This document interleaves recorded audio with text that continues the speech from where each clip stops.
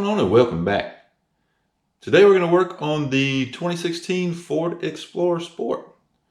Going to hit another modification on this one. It's been a while since we've done anything with this on the channel, so I figured we'd do something with it. Now,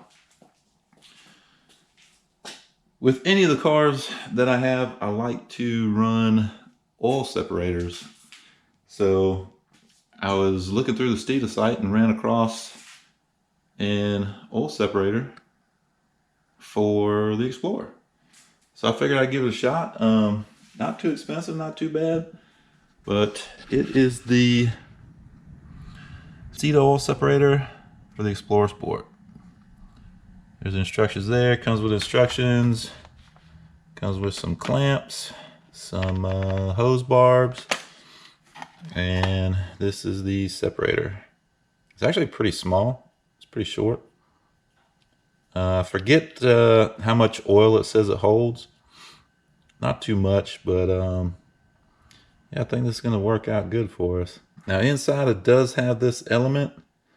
I'm not too sure about that, because if it gets enough oil in there, you know, that actually might sit, you know, in the oil. So, you know, this is something that will probably have to be checked regularly, because if you compare, I'm not sure if you can see this too well, if we compare where the lid will sit, I mean, that comes pretty close to touching the bottom, you know, of the canister, I guess you'd say. So it wouldn't take much to have at the bottom for that to actually be sitting in the oil. But I don't know, we'll see how it goes. I need to mount it as straight up and down as possible, I'm thinking. Now they show in the instructions, if you can make this out, I'm not sure if it'll show on camera very well. Let me see if I can get it towards the light. But if you see in the instructions, you know, it's showing it kind of tipped. So I'm not sure I like that, but they do say to put that little element on the outlet side of the separator, which is towards the intake or towards the manifold. So, you know, maybe they tilted it like that for a reason, to keep that out of the oil. You know, maybe that's what that's for. So I don't know, we'll see how it goes, and you know, we'll go from there. So I've got you guys propped up under the hood here, so hopefully you can see what I'm doing. But this is the tube here. Hopefully you can see this. Hopefully this one is not in the way. I lift it up a little bit. It is this one here, this hose. So use a standard Ford, just clip connectors.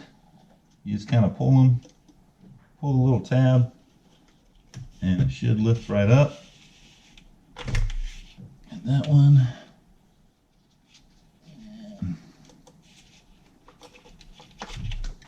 and that one. There's the hose. Let's see if I can bring this closer to the camera. I'm not sure how well it's going to pick up. Not very well. It's pretty dark, but there's the hose. Change the angle of the camera a little bit, so hopefully you can see well. This hose went here, and I'm trying to check to see if you can see that. Let me get my hand out of the way.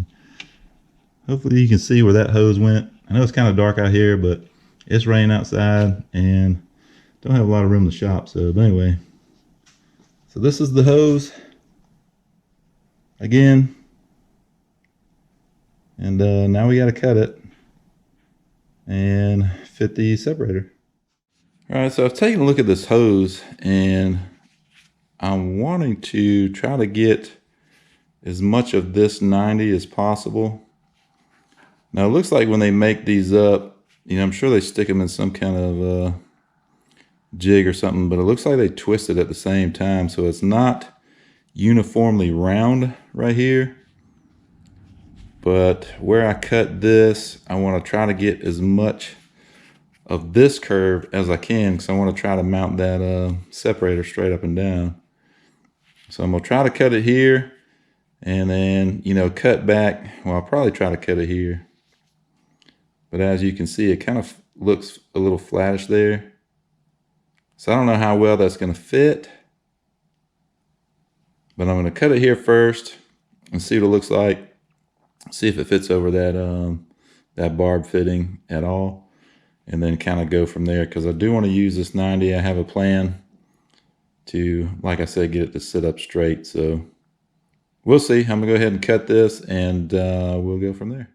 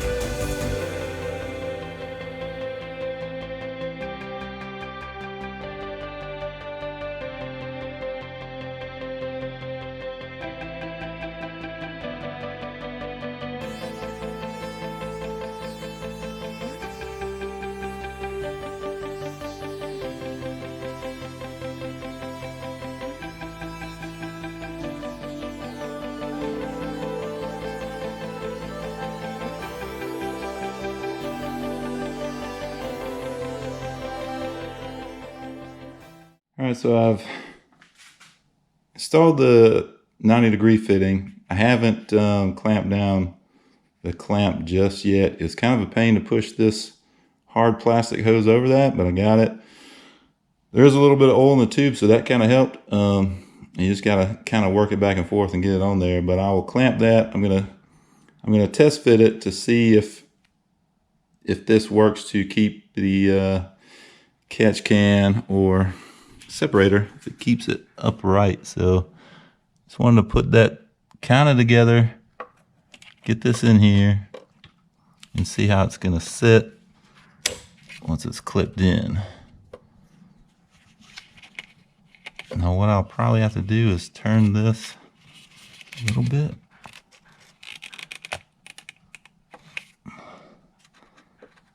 And then looks like I may have to rotate this a little bit. All right, so that kind of fed a little bit there because the angles are just not right. The bends are just not working. To get this straight up, I mean, it's not in the position I thought that it might be, so we'll have to try something different. All right, so I've been playing around a little bit with the fitment here, and I'm kind of, I guess, well, not really liking this position because I don't really like it, but I got this side on here at the intake side, got it clipped on. You can see that it's at an angle like that, which I guess that's going to be okay because that will definitely keep the oil off of that little element inside. Just may make it a little bit more of a pain when you go to empty it and to check it for oil. But that's okay. We'll just unclip this side, rotate it up, unscrew it, and check it. But that's going to give me about the straightest shot. If you can see the connector there, you know, straightest shot from here over to the valve cover. So should have plenty on the other hose over there to accomplish that. So that's what I'm gonna do. I still need to, I'm gonna pull this off and I'm gonna tighten down this clamp, and then we'll get the other one on it and see how it looks. All right, so I got everything together on the separator. I don't really care for having to use the factory hose and having to cut it to fit because it's not exactly what you need. It doesn't have the exact, correct turns or bends or, straights about it. So it's kind of, I don't know, if they would have supplied some hose with it to where maybe you cut this plastic off and clamp it to, these connectors here, maybe that would have been better. I don't know. I'd have gladly paid for, some hose to replace the plastic stuff. It's a pain in the butt, and you need to put some, before you put them on those hose barbs, you definitely need to put some kind of lube on there, oil, something like that to help you get them on, and then you clamp them down. But yeah, would I recommend it? I don't know. We'll see. We'll see how it holds up. There's a little bit of stress, on this line here when everything's hooked up. So, we'll see. We'll see how it goes. But let me get this can tightened up on here, and we'll get it put on. All right, I'm going to try to do this one-handed. We'll see how it goes. Hopefully I can get it on there.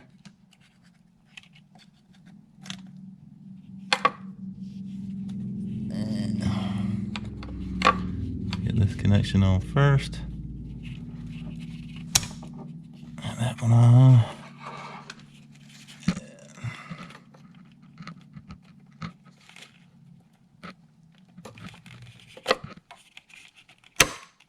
Get that one on.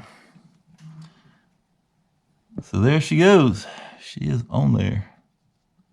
And I know it's kind of hard to see. Let me see if I can get this light back a little bit. But there we go. That's a little bit better shot there. But it's on there. The main reason I did this is because this is a direct injection engine. And, it injects the fuel after the valve. So, you'll get you can have a tendency to get a lot of buildup on these valves. And, there's nothing that you can put in the fuel to help clean them off, from what I understand. Anybody can correct me if I'm wrong, but that's one reason I want to put this on. It's kind of late in the game because this car has, I think it has at least 50,000 miles on it. So, I don't know. We'll see. Maybe it'll help from here on out, but I mean, it runs great, haven't had any problems there, and it tows great. If you guys haven't seen that video of the Explorer towing, can it tow? Yes, it can, and yes, it has. So make sure you check that one out. And let me get this buttoned up. Let me get the engine cover back on, make sure all that fits, and we'll be right back. All right, before we put the engine cover back on, let's crank it up first and make sure we don't have any leaks or whatnot.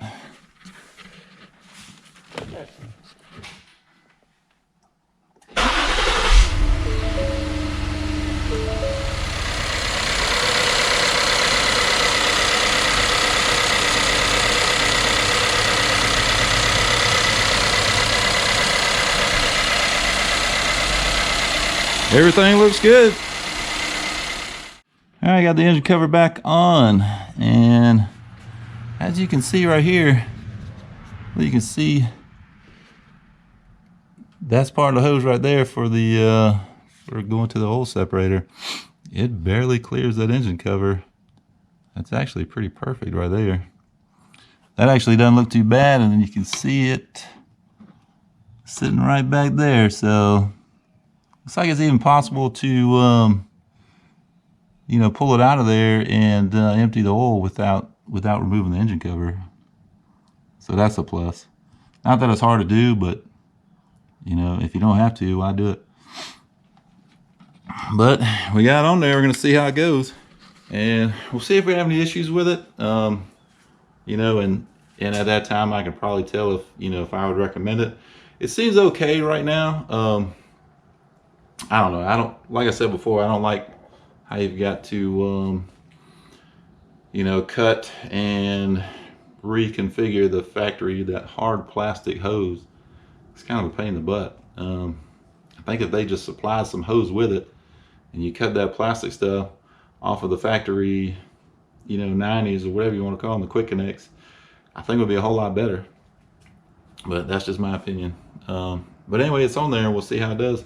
And hopefully that will, help keep oil out of the intake and not gunk up these valves. But that's it. That's a wrap on this one. More 2016 Ford Explorer Sport content for you guys. That's a tongue twister. But we may have some more content with this coming. I've got kind of an idea of something I want to try. And if it works, it's going to be pretty cool. So, I don't know. If you like this content, stick around. Keep an eye out. But anyway, I hope you like this video. If you did, hit the like button. If you haven't subscribed, please do so. And we'll see you on the next one.